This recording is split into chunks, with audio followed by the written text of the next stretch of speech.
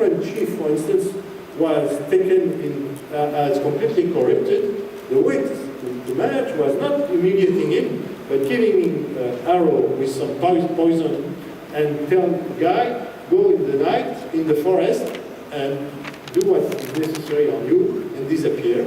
And that's the way they negotiated with, I would say, when the contract with the Supreme Chief was broken. But the problem is that that doesn't work anymore, and the establishment of appropriate courts based on a modern pattern doesn't fly. So you see the type of issue which is once again related to a societal evolution, which is in fact has some difficulty of negotiating the transition from the past to the modern via the colonization process.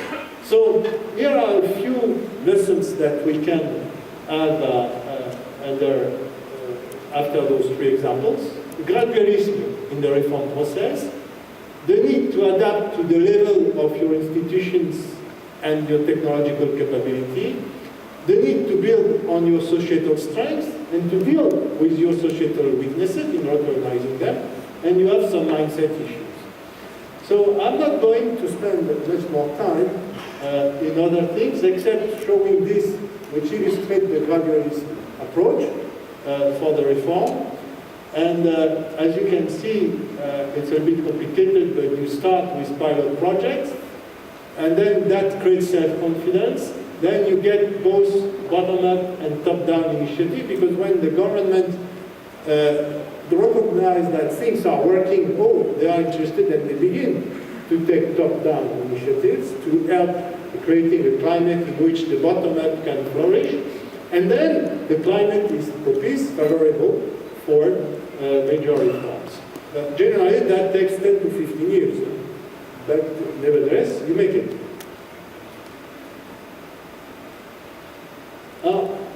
That's a story to show how gradually you build up something with, when you start with a very low level of competence.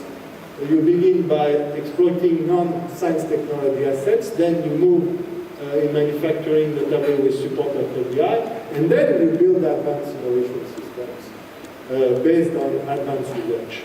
This is the traditional thing. For instance, Korea has perfectly followed this type of evolution. I'm not going to enter in the detail of this country profile in relation to the quality of the institutional framework and the level of technological capacity. I want to save some time, but we could go along. This is an important issue about the mindsets, which in fact describe how civilizations around the world can be classified depending the way they enter into the reality. And the mind of civilization is like the mind of an individual, in which you have a cognitive dimension and an affective dimension. The cognitive dimension is not the same if you are in the West or in the Far East or in Africa, and the affective dimension is influenced by the historical experience you have had throughout centuries. Let me move to quickly, what about Mexico? I want to use the last 2 minutes of my speech to speak about Mexico. The problem of Mexico, as far as I can see, it has been overanalyzed. There are every report everywhere about innovation policy, innovation system, and so on, but the impact for improving the policies and progress is not considerable as far as I can see. And there are some success stories. Industries. Monterrey was a real success case for a number of years. And so there is other examples today, for instance, in Querétaro. And the local city and regional and state dimension is essential, in my view, in this country. And at the same time, there is a very strong heterogeneity with the most developed states and the less developed. And we heard about $13,000 per capita in the most developed, and the less developed is less than 10,000. So you see the big difference. Nevertheless, there are all over the country solid research capacity, and we had a map presented by Bonasit in the former slides, which in fact quite impressive, and the production of this scientific workforce is considerable. The problem is the conversion. There is also a sense of community and solidarity. If you have a natural disaster, I have observed that everybody is able to come together to do something, depending on the government, to do the things. They are able to do it. But generally, it is a very strong shock for this community and solidarity to work.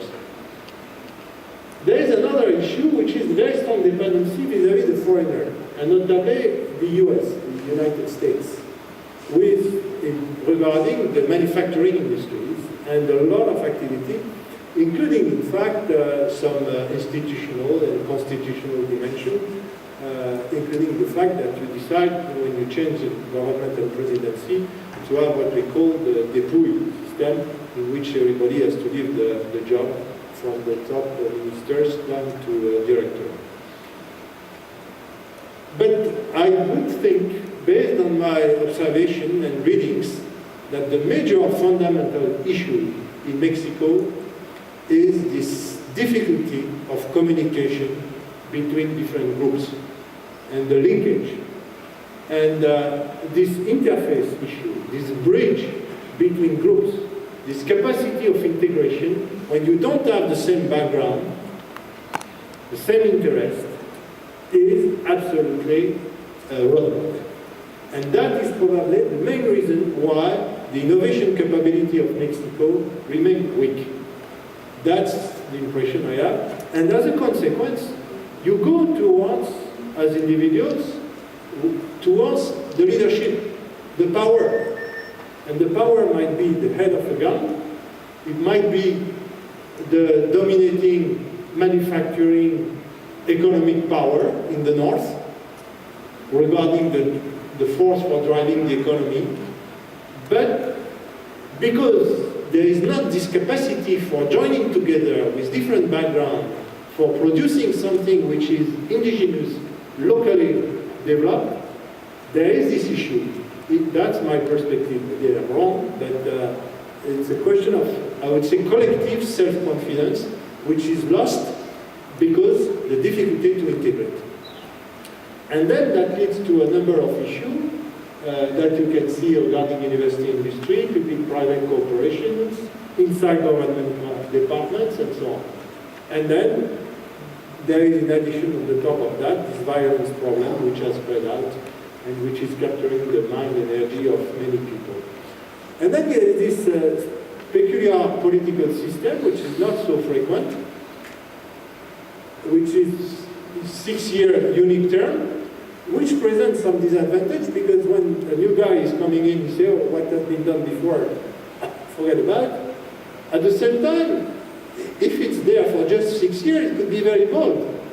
And it could take very important decisions, since the future, his own future, or our own future, doesn't depend so much on what he has decided and do. So there are advantages and disadvantages, and take advantage of it. So what to do? And that is what I would like to conclude. If my diagnosis is right, but again, it's a very quick one and maybe it's wrong. There is a need to build on strengths, the assets, solidarity, and reduce the weaknesses, this absence of link and this lack of self-confidence when you develop projects. And then probably there is a need to adopt a double-track approach, continuing to benefit of the foreign direct investment, including from US, but in reinforcing all the possible linkage with the local industry for strengthening it. And there are examples throughout the world of how to do. Take the island, for instance, of they are done with the electronic industry coming from Europe, US, and so on. The second thing is to develop very strong local, regional initiatives in which you put together all the different actors. And you are able to develop your own project based on your strengths, including on agriculture. It's unbelievable that 60% of agriculture product and food is imported in Mexico when you have such a strong agriculture base. It's very surprising. And you might have many other areas that you can exploit, including tourism and so on. Then you need to put a strong coordination mechanism in the Finnish style I was mentioning, and it's important to have the same principle of functioning. at both at the top level, federal and the state levels in each of the states. Then very fine-tuned mechanism, financial incentives. The typical is the matching fund I was mentioning, but you can have also a way of funding the research centers which oblige them to connect with the industry, with the society, in, for instance, putting a precarious resource proportion of 50 to 30% of their budget, and that obliged communicating. You need also to give more leeway to the local and regional authorities for facilitating the mobilization of the local actors. As far as possible, to relate that to to reduce the violence through creating wealth and employment in any kind of innovation initiatives. Develop a strong media campaign, because you have to show success stories, that's fundamental, to build up a kind of self-confidence. And probably to have a 10-year strategy, not changing when you have a new president and new things, because to get fruits, it takes time, like to get flowers or fruits out of a good tree, and it's a matter of being a good gardener. I've just ended up on this. Once again, you see the importance of innovation system to be put in the broader development system, and to work on the societal drives, which in fact make the success stories. Thank you very much.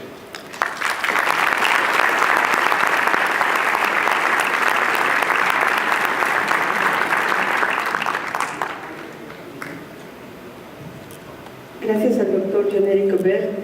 Tenemos muy poco tiempo para preguntas y de todos modos les voy a rogar que utilicen el periódico para que Artemisa nos haga el favor de traducir para el expositor. ¿Alguien le pasa el micrófono por allá?